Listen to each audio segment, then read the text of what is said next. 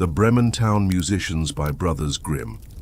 A certain man had a donkey, which had carried the corn sacks to the mill indefatigably for many a long year, but his strength was going, and he was growing more and more unfit for work.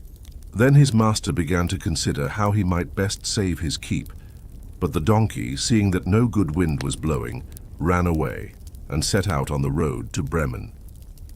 There, he thought, I can surely be town musician.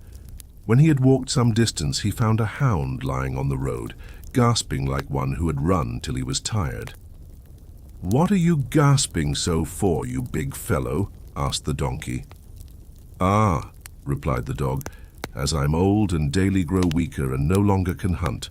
My master wanted to kill me, so I took to flight. But now, how am I to earn my bread?" "I tell you what," said the donkey, "I am going to Bremen and shall be town musician there. Go with me and engage yourself also as a musician. I will play the lute, and you shall beat the kettle drum." The dog agreed, and on they went. Before long they came to a cat sitting on the path with a face like 3 rainy days. "Now then, old shaver, what has gone askew with you?" asked the donkey. "Who can be merry when his neck is in danger?" answered the cat. "Because I am now getting old and my teeth are worn to stumps, and I prefer to sit by the fire and spin rather than hunt about after mice. My mistress wanted to drown me, so I ran away. But now good advice is scarce. Where am I to go?" "Go with us to Bremen. You understand night music, so you can be a town musician." The cat thought well of it and went with them. After this, the 3 fugitives came to a farmyard, where the cock was sitting upon the gate, crowing with all his might. "Your crow goes through and through one," said the donkey. "What is the matter?"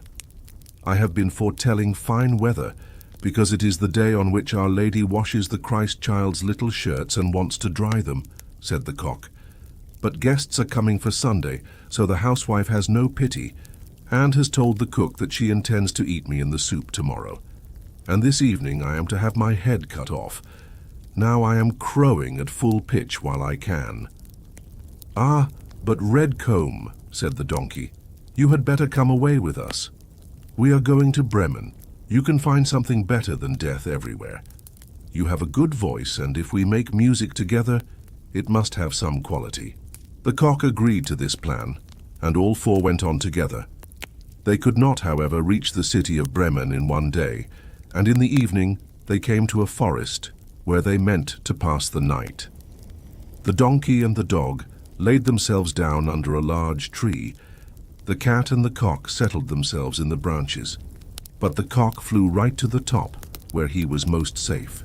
Before he went to sleep, he looked round once more on all sides and thought he saw in the distance a little spark burning, so he called out to his companions that there must be a house not far off, for he saw a light.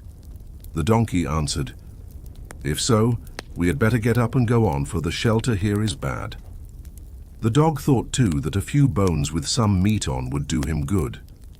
So they made their way to the place where the light was, and as they approached it grew larger and brighter, until they came to a well-lighted robber's house. The donkey, as the biggest, went to the window and looked in. "What do you see, my grey horse?" asked the cock. "What do I see?" answered the donkey. "A table covered with good things to eat and drink, and robbers sitting at it enjoying themselves." "That would be the sort of thing for us," said the cock. "Yes, yes, ah, how I wish we were there," said the donkey. Then the animals took counsel together how they should manage to drive away the robbers, and at last they thought of a plan. The donkey was to place himself with his 4 feet upon the window ledge. The dog was to jump on the donkey's back. The cat was to climb up on the dog, and lastly the cock was to fly up and perch upon the cat's head. When this was done, at a given signal, they began to perform their music together. The donkey brayed, the dog barked, the cat mewed, and the cock crowed.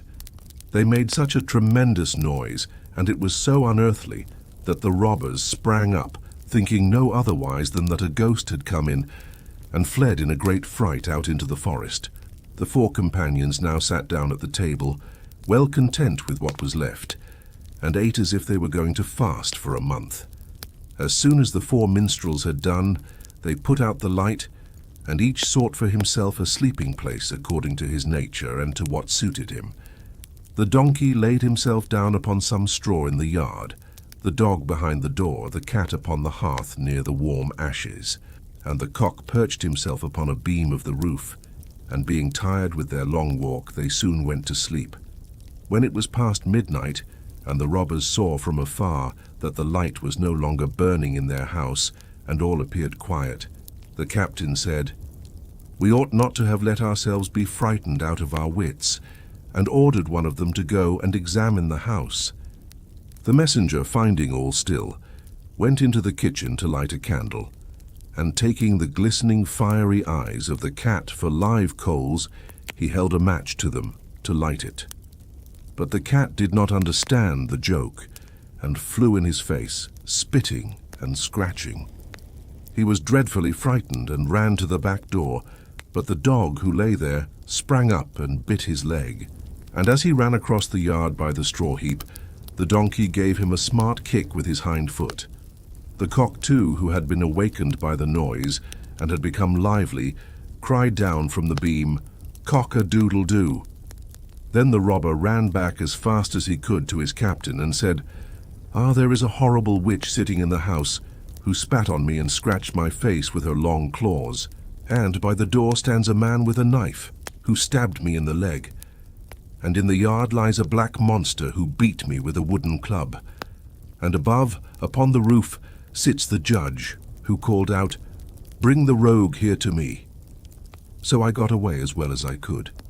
After this, the robbers never again dared enter the house, but it suited the 4 musicians of Bremen so well that they did not care to leave it any more. And the mouth of him who last told this story is still warm.